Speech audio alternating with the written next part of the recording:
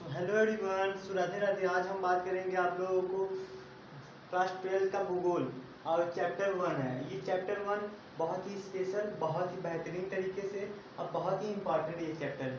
तो आप लोगों से देर न करते हुए क्लास की ओर हम चलते हैं क्लास की ओर। देखिए, चैप्टर का नाम है मानव भूगोल। लेकिन हम भूगोल जो है भूगोल दो भाग में बांट दिया गया है। एक मानव भूगोल है, एक भौतिक भूगोल है। भौतिक भूगोल हम क्लास 11 में पढ़ चुके हैं और मानव भूगोल जो है हम इस समय पढ़ रहे हैं क्लास 12 में। तो हम पता कर लेते हैं भौतिक भूगोल किसे कहते हैं। पहले हम मान लेंगे जो भूगोल है, भूगोल के दो भाग हैं, एक भौतिक भूगोल, एक मानव भूगोल। तो हम पहले देख लेते हैं भूगोल के जनक कौन है। तो भूगोल के जनक है हमारे इरेटास्टेनीज है भूगोल के जनक। और देखिए, जो भूगोल है जियोग्राफी से बना हुआ है इसका। तो जियो बराबर पृथ्वी होता है और ग्राफी मतलब वर्णन करना। तो दोनों को मिलाकर वो जियोग्राफी मिलाकर वह पृथ्वी का वर्णन करना ना। हमारा क्लास आप लोगों को अच्छा लगे तो हमारे क्लास को लाइक करिएगा, वीडियो को सब्सक्राइब करिए, कोई भी आप लोग क्लास छोड़ने ना पाए। तो हम चलते हैं आप आगे। देखिए, भौतिक भूगोल हम देखते हैं। भौतिक भूगोल किसे कहते हैं? भौतिक भूगोल द्वारा बनाए गए, जैसे भौतिक भूगोल इसे कहते हैं प्राकृतिक द्वारा बनाए गए वस्तुओं को भौतिक भूगोल कहते हैं। जैसे प्राकृतिक के द्वारा बनाया, उसमें मनुष्य कुछ नहीं बनाया है, उसमें प्राकृतिक के द्वारा बनाया हुआ है। जैसे हुआ पहाड़, क्या पहाड़ कोई मनुष्य बनाता है? नहीं बनाता है ना। तो ये हम कह सकते हैं ये भौतिक भूगोल है। और जैसे पर्वत, नदियां, ये हमारे भौतिक भूगोल है। अब हम बात करेंगे मानव भूगोल क्या है। मानव के द्वारा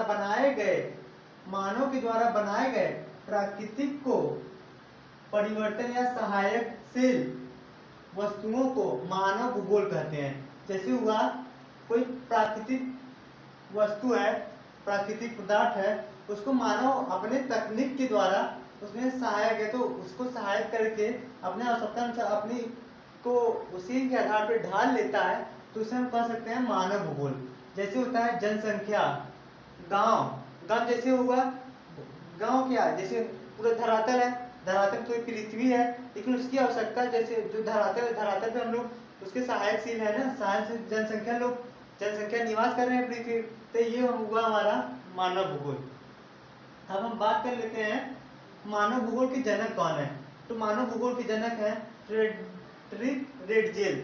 जो ये बहुत ही ज्यादा इस पे इम्पोर्टेंट है, जो हर बोर्ड के पेपर में ये क्वेश्चन आता रहता है। पहले तो आता था, पूछता था मानव भूगोल के जनक कौन है ऐसे, लेकिन अब तो एमसीक्यू में पूछ लेता है कि फ्रेडरिक रेडजेल किसके जनक है। तो हम ये कह सकते हैं मानव भूगोल के जनक है फ्रेडरिक रेडजेल। और जो आधुनिक भूगोल के जनक हैं, जो अब के जो भूगोल जनक हैं, मानव भूगोल के अब के जनक हैं जो भारत के हैं, तो हैं रीटर और हम्बोल हैं। ये हमारे हैं मानव भूगोल के जनक आधुनिक में। हमारा क्लास आप लोगों को अच्छा लगे तो हमारे क्लास को लाइक करिएगा, वीडियो को सब्सक्राइब करिएगा, क्योंकि आप लोगों से कोई भी क्वेश्चन, कोई भी टॉपिक आप लोग छूटने न पाए। तो अब हम ये देखते हैं समकलात्मक क्या है।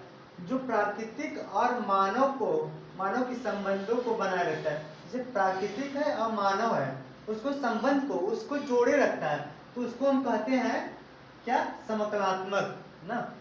आइए अब दूसरा हम देखते हैं पर्यावरण निश्चयवाद। पर्यावरण निश्चयवाद क्या है? जैसे देखिए यहाँ क्या है, प्राकृतिक के द्वारा अपने आप को ढाल लेना ही प्राकृतिक निश्चयवाद कहलाता है। प्राकृतिक निश्चयवाद क्या है? जैसे प्राकृतिक जैसा है उसी के आधार पे है। जैसे ठंडी है तो ठंडी के आधार पे अपने आप को वहां पर ढाल लेना, उसी को पर्यावरण निश्चयवाद कहते हैं। एक पर्यावरण निश्चयवाद की विचारधारा कौन दिए थे? फ्रेडरिक रेडजेल है ना, फ्रेडरिक रेडजेल है। तो हम आप लोग सब जानते हैं, आप लोग को हमारा क्लास अच्छा लगा होगा और बहुत ही बेहतरीन तरीके से हम समझाएं। हमारा क्लास आप लोगों को अच्छा लगा तो लाइक करिएगा, वीडियो को सब्सक्राइब करिएगा और बेल आइकन को दबाना ना भूलिएगा। जय हिंद, जय भारत दोस्तों।